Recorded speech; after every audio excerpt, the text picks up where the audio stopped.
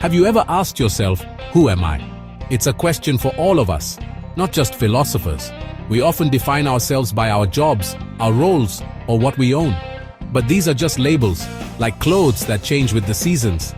Beneath those layers is a core self, quietly observing everything. When you introduce yourself, you share your name, your job, maybe where you're from. But do these capture your spirit, your dreams, or your kindness? Your true self is a vast unseen landscape, full of strength and vulnerability. Discovering who you are is a lifelong journey, always unfolding. Your experiences, relationships, and choices shape you every day. Who are you when no one is watching? What fills your heart?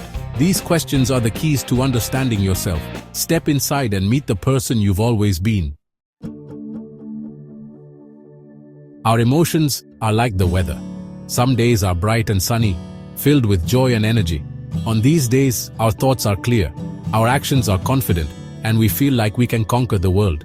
When you are happy, you might smile more, be more open to conversation, and see opportunities where you once saw obstacles. Your perception of reality literally changes. The world seems friendlier, more welcoming, and full of possibility. This is the power of a positive emotional state. It colors everything we see and do, making our steps feel lighter and our burdens easier to carry. Then there are the stormy days. These are the days filled with sadness, anger, or fear. On these days, the world can seem gray and threatening.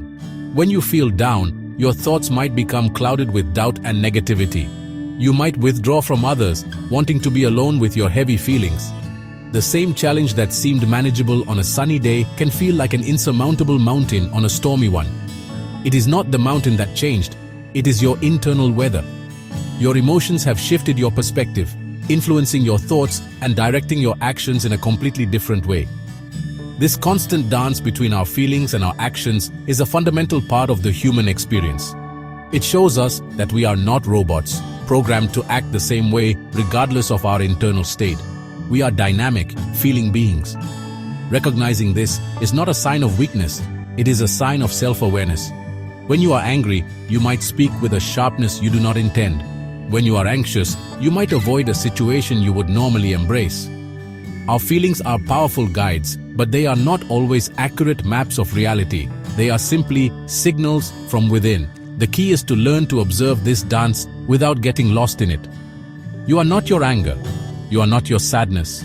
You are the one who is experiencing these emotions.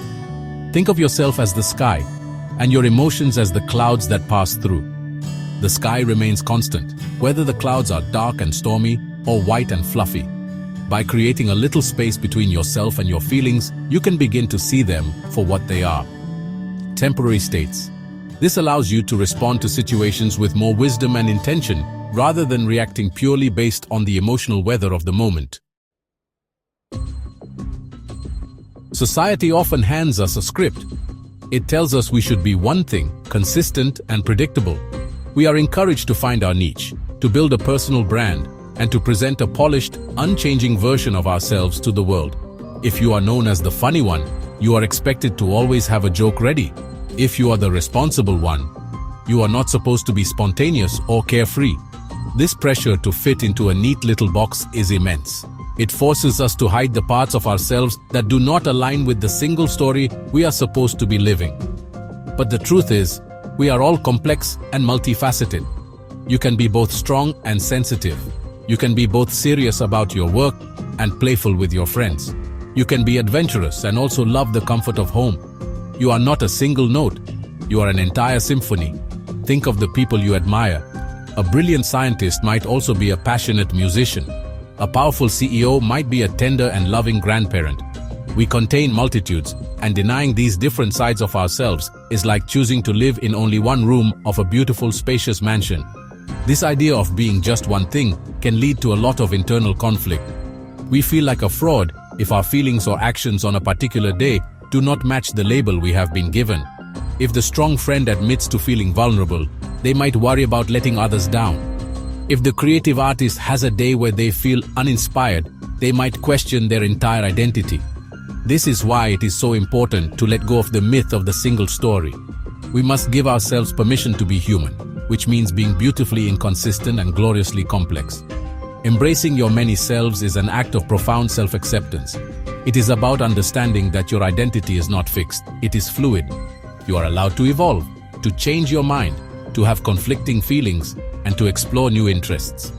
The person who loved loud concerts in their 20s might now prefer quiet nights with a book, and both versions are equally valid.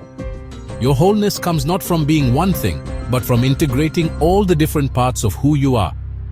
This is where true authenticity is found, in the honest expression of your complete and sometimes contradictory self. So, how do we begin this journey inward? How do we start to connect with our true multifaceted self? The first step is to cultivate stillness. In our busy, noisy world, we rarely have moments of true quiet. I encourage you to find just a few minutes each day to simply sit in silence. You can call it meditation, you can call it reflection, or you can just call it quiet time. Turn off your phone, close your eyes, and just listen. Listen to your breath. Listen to the thoughts that arise without judgment. In this silence, the quiet voice of your inner self can finally be heard. A second powerful practice is journaling. Think of it as having a conversation with yourself on paper.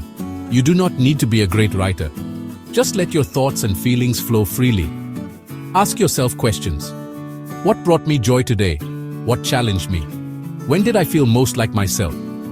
When did I feel like I was wearing a mask? Writing down your experiences helps you to see patterns in your thoughts and behaviors.